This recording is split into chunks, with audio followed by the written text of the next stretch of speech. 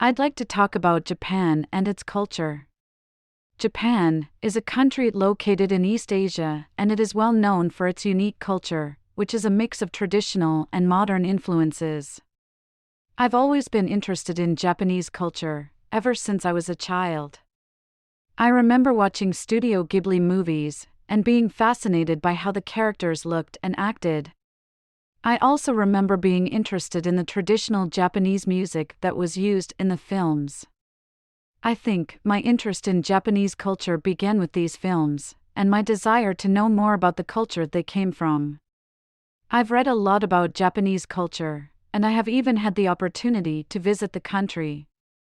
I was able to visit Tokyo, and I was really amazed by the city.